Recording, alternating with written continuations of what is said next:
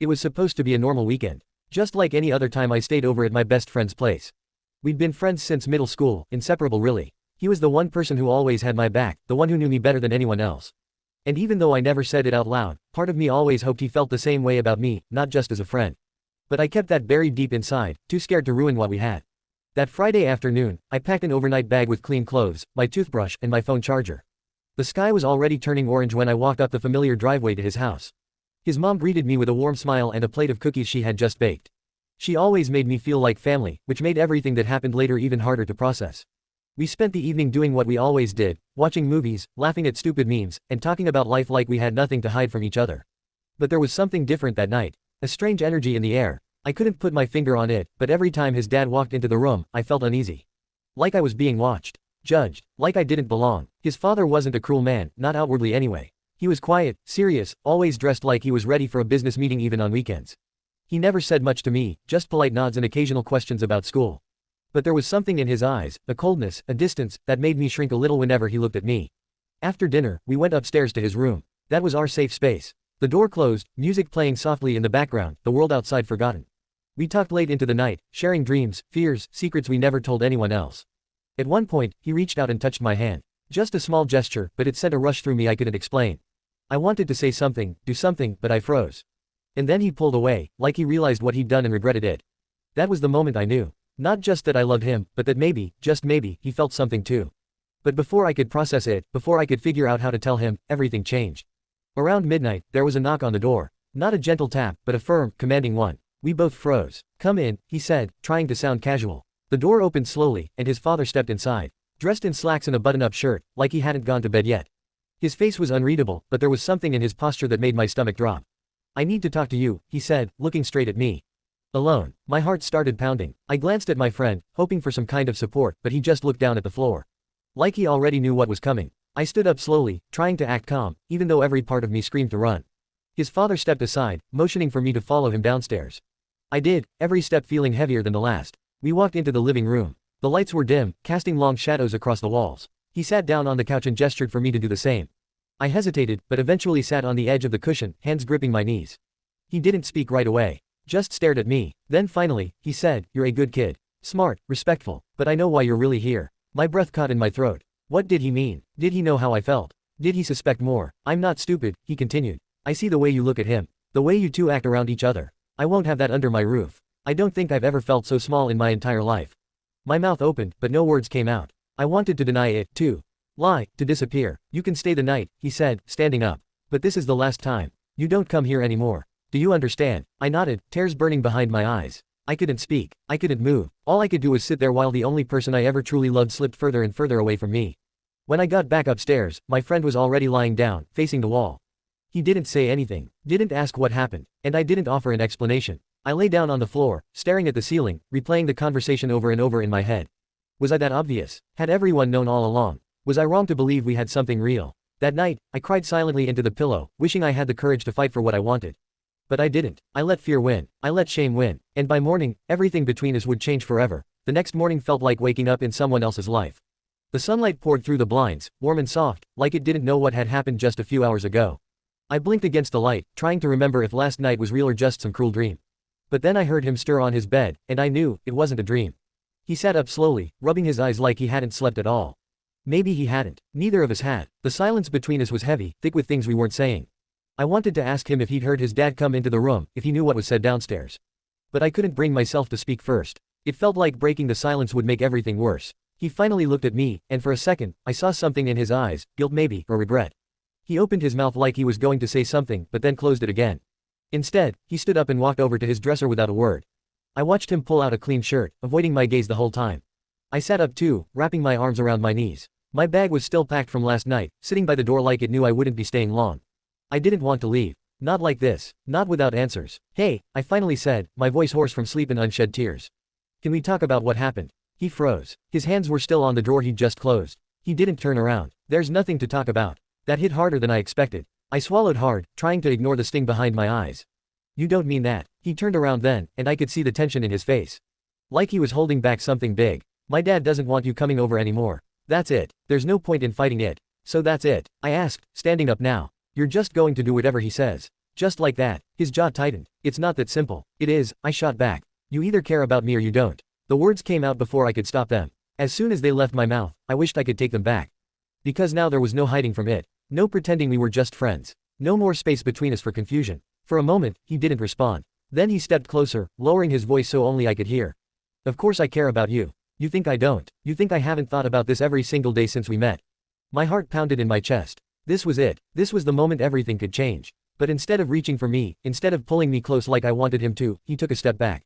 But I can't, he whispered. I can't. I stared at him, waiting for more. Waiting for him to explain. To fight. To tell me he didn't care what his dad thought. But he didn't. He just looked at me with pain in his eyes, like he was already letting me go. And that hurt more than anything his father had said the night before.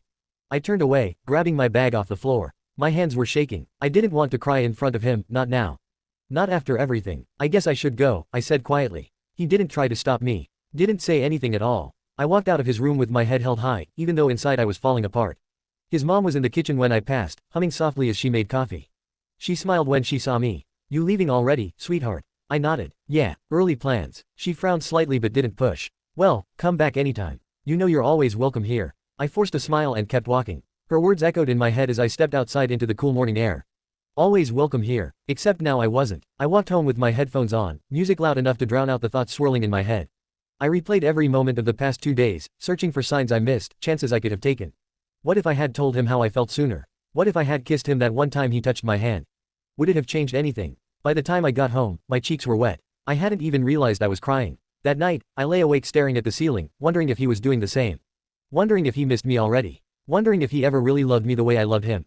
And for the first time in my life, I felt completely alone. The silence between us after that day wasn't just quiet, it was heavy, like a wall we both knew was there but neither of us had the strength to break down. At school, we still sat next to each other at lunch, still walked the same hallways, still shared earbuds during study hall.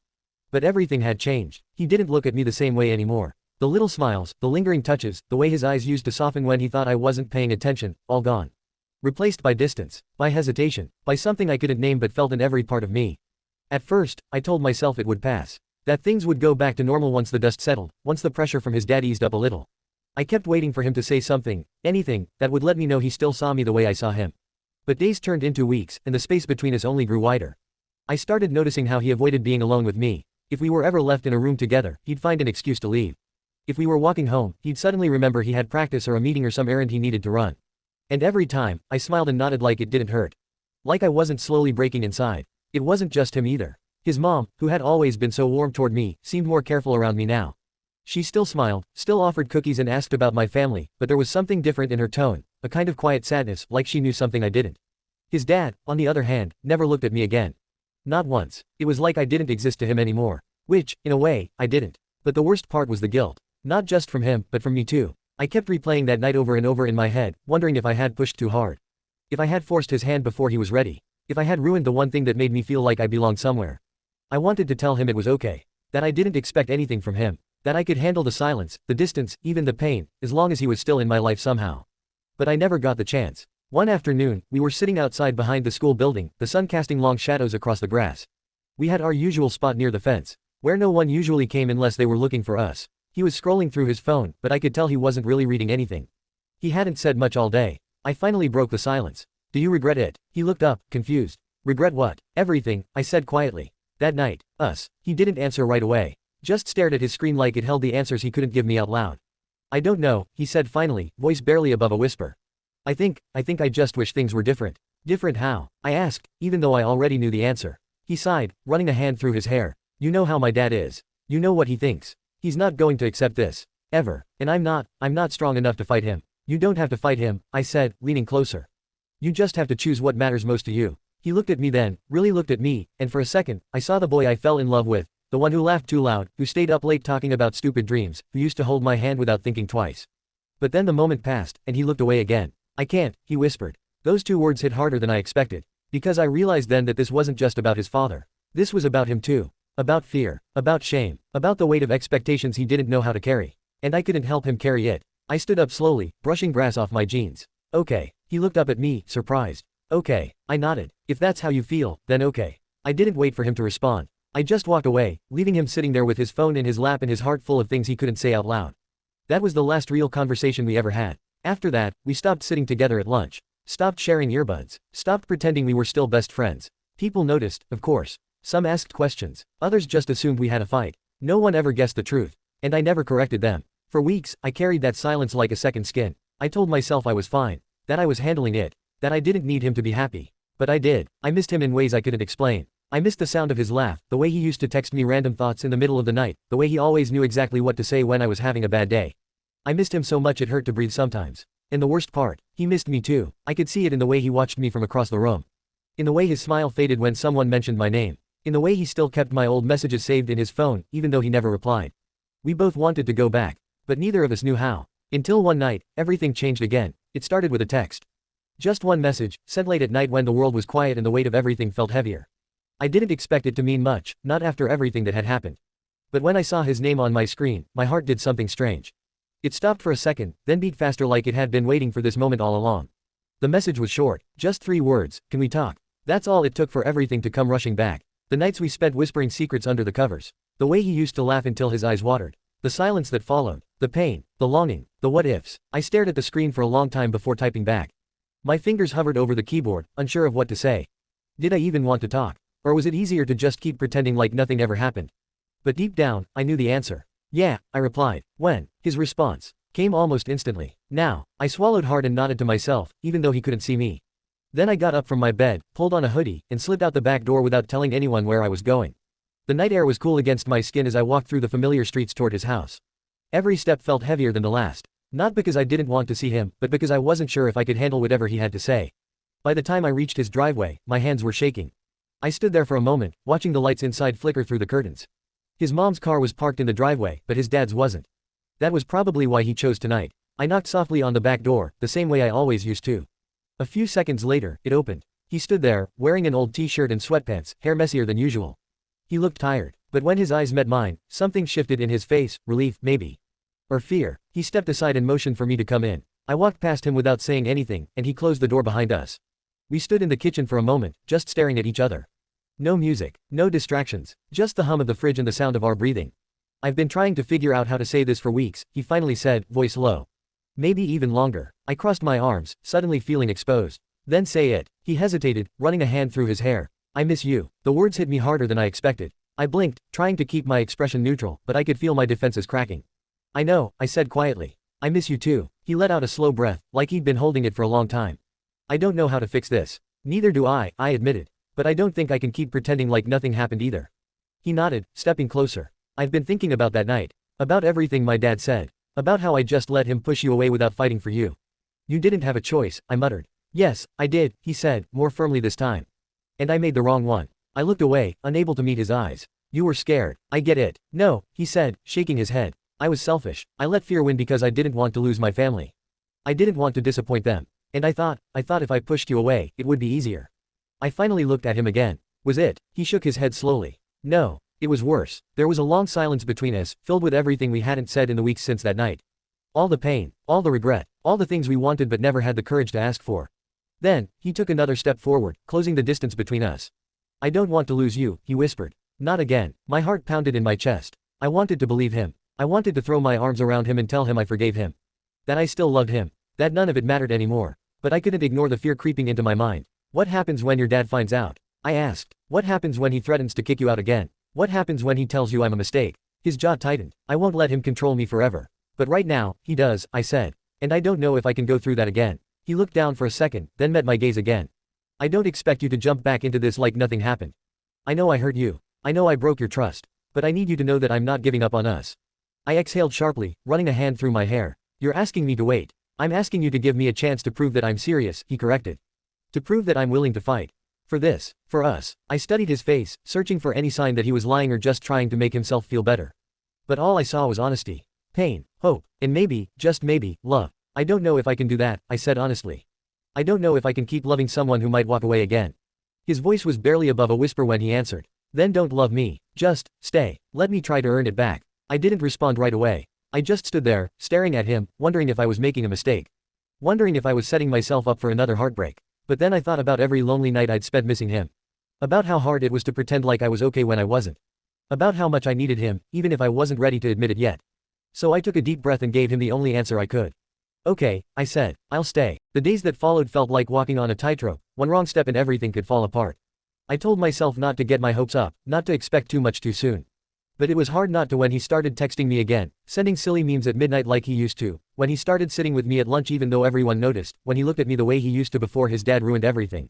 It wasn't perfect, not by a long shot. We were careful, always watching who was around, always keeping our distance in public. He still didn't tell anyone what we were doing, not his mom, not his friends, not even me. And every time someone asked why we were suddenly spending so much time together, he'd just shrug and say, "We're just reconnecting." Just reconnecting. That phrase started to feel like a cage. I wanted more than stolen moments in empty hallways and late-night texts that disappeared as soon as someone walked into the room. I wanted to hold his hand without checking over my shoulder. I wanted to sit next to him at school without people whispering about what it meant. I wanted to be real. But he wasn't ready for that. Not yet. And I knew I couldn't push him. Not after everything. So I waited. I let him take things at his own pace, even when it hurt. Even when I saw how much easier it was for him to go back to pretending when his dad was around. Because the truth was, nothing had really changed. His father still lived in that house. Still ruled it like a kingdom where I wasn't welcome. And no matter how many times he told me he wanted to fight for us, I could see the fear in his eyes whenever his dad walked into the room. Still, I stayed. Because I loved him. Because I believed in him. Because I thought if I waited long enough, he'd find the courage to choose me the way I had already chosen him. Then came the party. It was just some stupid weekend gathering at someone's house, loud music, flashing lights, people laughing too loud, drinking too much. He invited me last minute, which should have been my first warning sign. He never liked big crowds. Never liked being the center of attention. But that night, he seemed different. Almost excited. I showed up early, before most people arrived, and found him outside lighting a cigarette he probably shouldn't have been smoking. When he saw me, his face lit up in a way that made my heart stutter. "You came," he said, exhaling smoke into the cool night air. I nodded, stepping closer. "You said you wanted me here." He flicked the cigarette away and reached for my hand. It was the first time he had touched me in public since everything happened. The first time he hadn't pulled away when someone was watching. I let him hold it. We went inside together, weaving through the crowd until we found a quiet corner near the speakers. Someone handed him a drink, and he took it without hesitation. I didn't like the way he drank faster than usual, like he was trying to drown something out. At first, I thought it was nerves. Parties weren't his thing, but then I realized it was more than that. He kept scanning the room like he was looking for someone, or afraid of running into them. "Hey," I said, touching his arm gently. "You okay?" He looked at me, eyes slightly glassy. "Yeah, just, don't leave tonight, okay?" I frowned. Why would I leave? He didn't answer right away. Just took another sip of his drink and leaned closer. "Just stay, please." I nodded, even though I didn't understand why it mattered so much. Hours passed. The music got louder. The lights spun faster. People started dancing, shouting over the bass, losing themselves in the moment. He stayed close to me the whole night, holding my hand, leaning into me like I was the only thing keeping him grounded. Until he wasn't. 1 second, he was there beside me. The next, he was gone. I searched the house twice before I finally found him outside, standing near the driveway with someone I didn't recognize at first. Then I saw the shoes. The same ones his dad wore when he told me I wasn't welcome in his house anymore. My stomach dropped. I stepped closer, hiding behind the wall just enough to hear without being seen. "I told you not to bring him here," his dad said, voice low but sharp. "He's just a friend," he replied, slurring slightly. "It's not a big deal." "It is a big deal," his dad snapped. "You think I don't know what's going on? You think I'm blind?" I held my breath, waiting for his response. "I don't know what you're talking about," he muttered. His dad grabbed his arm, gripping it tightly. "You listen to me. This stops now. No more sneaking around. No more lies. You either cut this off tonight, or I pull you out of this school and send you somewhere else. Do you understand me?" He didn't answer right away. Just stared at the ground, shoulders tense. Then he spoke, and the words sliced through me like a knife. "Okay," he whispered. "Okay, fine." I backed away before they could see me. My hands were shaking. My chest felt like it was caving in. I didn't want to believe what I just heard, but I couldn't ignore it either. He had agreed. Just like that. I didn't wait for him to come back inside. I didn't say goodbye to anyone. I just walked out into the night, letting the cold air slap against my face, hoping it would wake me up from this nightmare. When I got home, I sat on my bed staring at my phone, waiting for a message that never came. He didn't try to explain. Didn't try to apologize. He just disappeared again. And this time, I wasn't sure I wanted him to come back. I didn't go to school the next day. Or the day after. It wasn't a plan, just something that happened. I woke up each morning with the same hollow feeling in my chest, like someone had reached inside and hollowed me out. Like I was just going through the motions of being alive without actually living. My mom asked if I was sick. I told her I was tired. She didn't believe me, but she didn't push either. Maybe she saw it in my eyes, the way they stayed dry even though I felt like crying all the time. The way I stared at nothing when I thought no one was watching. He texted once. Just one message, "Are you okay?" That was it. No explanation. No apology. "No, I didn't mean it. No, I still care about you." Just 3 words that felt like salt in an open wound. I didn't reply. I couldn't. Because what was there to say? That I heard him give up on us again. That I watched him choose his father's approval over me. That I finally understood he wasn't just scared, he was gone. I deleted the message without reading it again. And then I did something I hadn't done since this whole thing started. I let myself cry. Not just tears. Not just sadness. Full body, shaking sobs that left me breathless and raw. I cried for the boy who used to hold my hand under the table in study hall.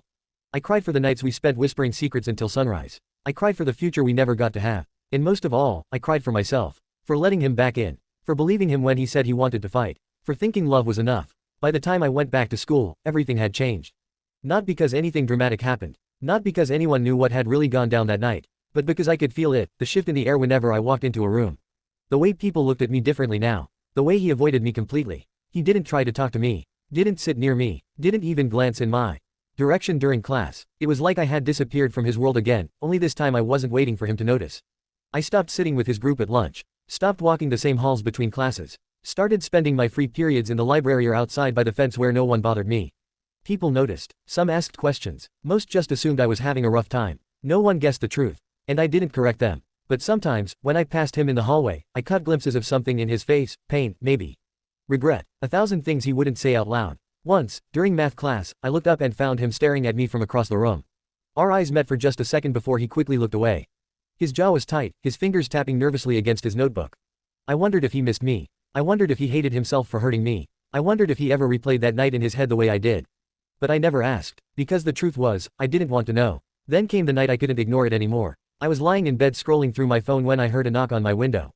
At first, I thought I imagined it. The house was quiet, the street outside dark. But then it came again, soft, hesitant. I sat up slowly, heart pounding as I pulled back the curtain. He was standing there, in the middle of the night, wearing the same hoodie he always wore when he didn't want to be recognized. I didn't move for a long time. Just stared at him through the glass, trying to decide if I should pretend I wasn't home.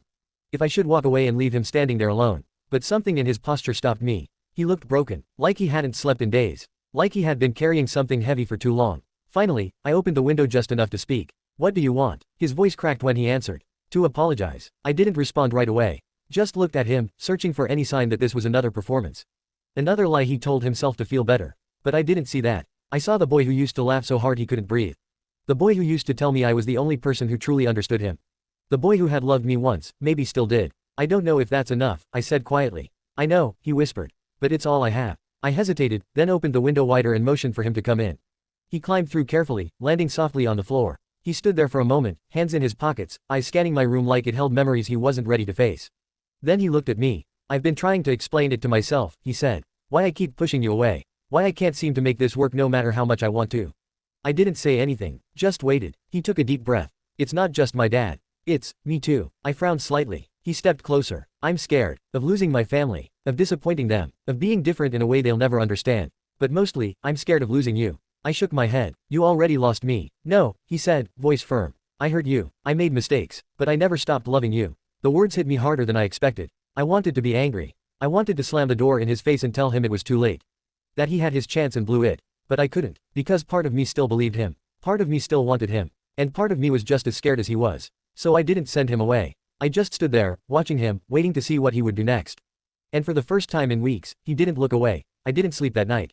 Even after he left, after we sat on my bed for hours talking in whispers so my parents wouldn't hear, even after he finally said the words I had been waiting to hear for weeks, "I want this. I want us." I couldn't shut my brain off. It wasn't just about him anymore. It was about me too. About what I wanted. About whether I could trust myself to believe in him again. Because part of me still did. But another part of me was tired. So tired of being the one who always waited. Who always gave second chances. Who always tried to understand when all I wanted was to be understood. That week passed slowly. Too slowly. He texted me every day, sometimes just a song lyric or a meme, other times something more serious. "I'm trying. I really am." And for the first time since everything fell apart, I believed him. He started sitting with me at lunch again. Not because anyone told him to, not because he felt like he owed it to me, but because he chose to. And every time someone looked at us funny, he didn't flinch. Didn't pull away. Just kept eating his sandwich like nothing had changed. But everything had. We weren't hiding as much. We weren't pretending. We were still careful. Sure, we weren't stupid. But we were real now. And that meant something. Still, I knew it wouldn't last forever without consequences. And I was right. It happened on a Tuesday afternoon. The kind of day that started normal and ended like a storm had torn through everything. I was waiting outside the school gates for him, leaning against the wall where we always met. The sun was low in the sky, casting long shadows across the pavement. Some kids laughed nearby, chasing each other toward the bus stop. Life was moving forward like usual. Then I saw him. He was walking fast, shoulders tense, eyes locked on the ground. Behind him, his dad's car pulled up to the curb. I froze. His father stepped out of the driver's seat, slamming the door behind him. His face was hard, unreadable. He didn't yell, didn't make a scene. He just walked straight up to him and grabbed his arm. I moved before I could think. Hey, they both turned, but his dad barely glanced at me. This doesn't concern you. It does if you're hurting him, I shot back. He didn't let go. You need to get in the car. No, he said quietly. The word was small, but it carried weight. His dad's grip tightened. Now, I said no. For a moment, it was silent. Even the kids around us stopped talking. Everyone watching, waiting. Then his father spoke, voice cold and final. You walk away from me right now, and don't expect to come home tonight. He didn't move, didn't look at me, just stood there, staring at the man who raised him like he was trying to find something familiar in his face.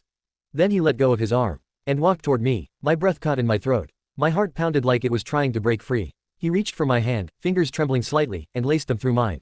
Right there, in front of everyone, including his father. The silence stretched between us like a wire ready to snap. Then his dad got back in the car. He didn't say anything else. Just drove away. And just like that, everything changed. We didn't speak for a long time. Just stood there, hands still connected, watching the dust settle behind the car that used to carry him home. Then he turned to me, eyes wide like he couldn't believe what he'd just done. I don't know what happens next, he whispered. Me neither, I admitted. But I don't regret it. I looked at him, really looked at him, and saw something different. Something stronger. Something real. I know, I said softly. Neither do I. That night, he didn't go home. Instead, he came to mine. We sat on the floor of my room, backs against my bed, legs tangled together, music playing low in the background. His phone buzzed constantly, messages from his mom, probably. Calls from his dad, most likely. He didn't answer any of them. I don't know how to fix this, he said after a while.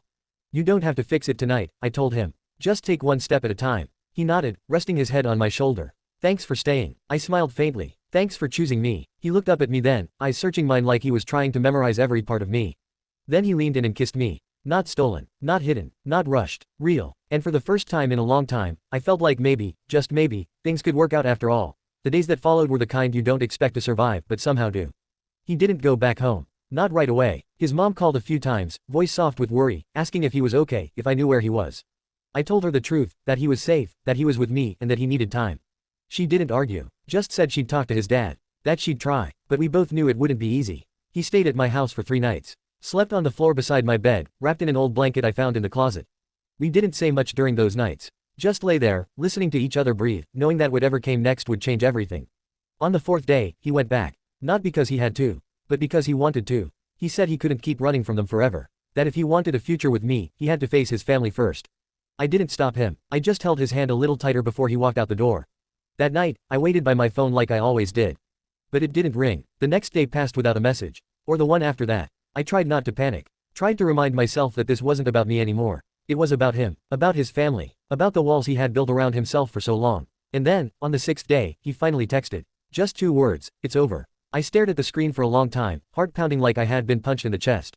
My hands shook as I typed back. What happened? A minute later, he replied. We talked. All night. My mom cried. My dad didn't say much. But he listened. For the first time, he actually listened. I exhaled slowly, unsure whether to feel relief or fear. And now, his response came quickly. Now I'm free. I read it again, and again, letting the words settle inside me like something warm and real. He came to see me that afternoon. Looked exhausted, eyes red like he hadn't slept in days. But there was something else too, peace. Like a weight had finally lifted from his shoulders. We sat on the front steps of my house, the sun setting behind us, casting long shadows across the street. They know, he said quietly. Everything. I looked at him, waiting. My mom says she's proud of me, he continued. Said she always knew there was something different about me, but she never pushed because she didn't want to make me uncomfortable. I nodded slowly. And your dad? He let out a tired breath. He didn't say much, just sat there for a long time after I told him. Then he stood up, said he needed time, and left the room. I frowned slightly. That's it, he shrugged. For now. He didn't kick me out. Didn't yell. Didn't tell me I was wrong. That's more than I expected. I studied his face, searching for any sign of regret, of doubt, but all I saw was quiet strength. You're really okay? I asked. He turned to me, lips curving into a small smile. Yeah, I think I am. I didn't hug him, didn't kiss him, just reached for his hand and held it tight. Because sometimes, love doesn't need fireworks or grand declarations. Sometimes, it's enough to just sit beside someone and know they're choosing you, even when the world tries to convince them otherwise. We didn't rush things after that. There was no sudden miracle. No instant acceptance from everyone around us. But there was progress. Small moments that added up. His mom slipping extra food into my lunch bag when I came over. His dad nodding at me in the hallway instead of pretending I didn't exist. The way people at school stopped whispering when they saw us together. And most importantly, there was him. The boy who used to hide his feelings behind silence and fear. The boy who once let his father's words drown out his own heart. He was still learning, still growing, still figuring things out, but he was mine, and I was his. We weren't perfect. Hell, we were far from it. We fought sometimes, argued over stupid things, pushed each other's buttons in ways only people who truly know each other can. But we also laughed. We kissed in secret corners of the school building. We held hands under the table during study hall. We whispered dreams into each other's ears late at night. We loved. And that was enough. Sometimes, when I think back to that night, the one where his dad told me I wasn't welcome in their house, I wonder how different things might have been if I had walked away. If I had let fear win. If I had believed that love like ours wasn't worth fighting for. But I didn't walk away. And neither did he. So if you're watching this and feeling alone right now, if you're afraid to be who you are, afraid to love who you want to love, afraid that no one will understand, I want you to remember this story. Remember that love isn't always easy. It's messy and complicated and sometimes hurts more than anything else. But it's also the most powerful thing in the world. You deserve to be seen.